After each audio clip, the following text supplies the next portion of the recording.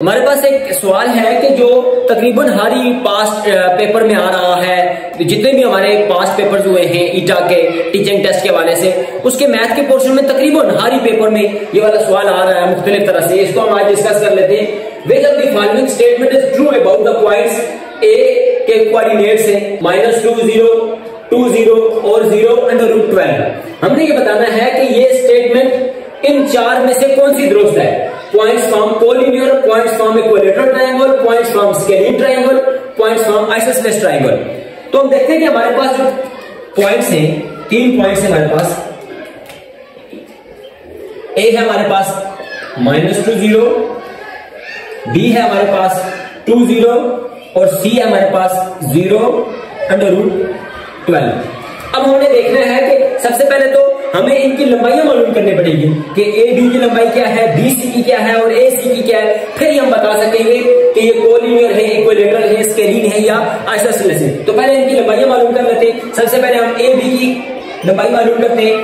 उसके लिए फार्मूला होता है x2 - x1 का whole square plus y2 - y1 का होल स्क्वायर का होल अंडर रूट। अब ये x2 और x1 क्या होता है? ये जो वैल्यू होती है इसको हम x कहते हैं, ये होती है x2, ये होती है x, ये होती है y, ये होती है x, ये y, ये x, ये y।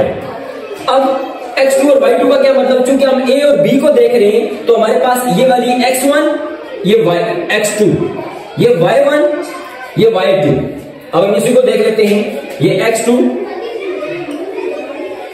यानी 2 में से हमने निकालना है -2, ये x2 ये वाला माइनस ये वाला, और x1 ऑलरेडी माइनस है तो हम उसको अलग करके माइनस लिखेंगे, इसका स्क्वायर प्लस y2 यानी 0 - 0 का होल स्क्वायर। हम देखते हैं कि माइनस और माइनस प्लस हो जाता है, 2 + 2 का होल स्क्वायर हो जाएगा। 0 - 0 0 ही होता है। 2 और 2 4 का स्क्वायर, 0 के जरूरत नहीं है। 4 का ये स्क्वायर अंडर रूट के साथ खाता हूं तो इसकी वैल्यू आ गई हमारे पास 4, यानी ए बी जो है वो हमारे पास आ गया 4। A B is equal to 4। अब हम बी सी को निकाल लेते हैं।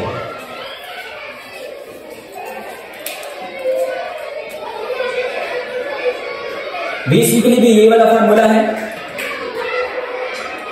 x2 - x1 का whole square plus y2 - y1 का होल स्क्वायर x2।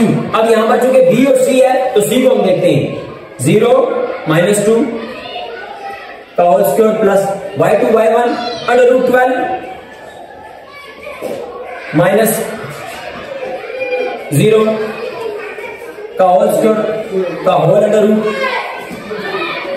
0 में से 2 निकाला तो 2 का स्क्वायर ही आ गया, प्लस √12 में से 0 निकाला तो √12 ही आ गया, दोनों का स्क्वायर और अंडर रूट।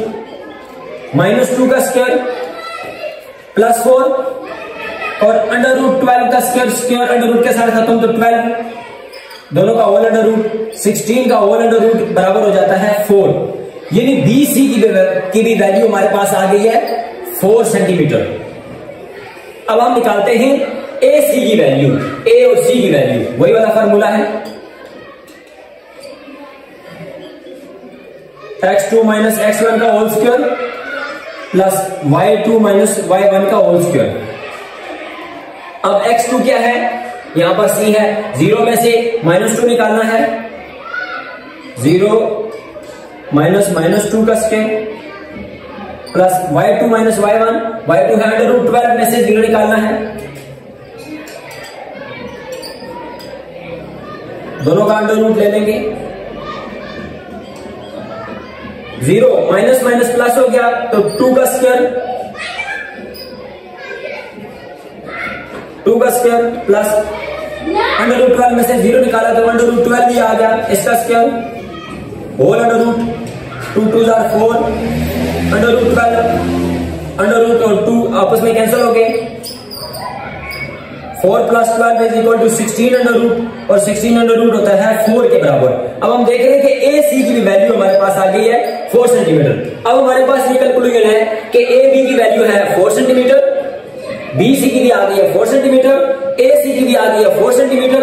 यानी ये कोई ऐसी ट्रायंगल बन रही है कि जिसकी सारी साइडों की लंबाई 4 सेंटीमीटर है, और ऐसी ट्रायंगल के जिसकी तीनों साइडें लंबाई में एक जैसी हो, इक्वल हो, उसको हम इक्विलेटरल ट्रायंगल कहते हैं। तो इस सवाल में option B is the right option.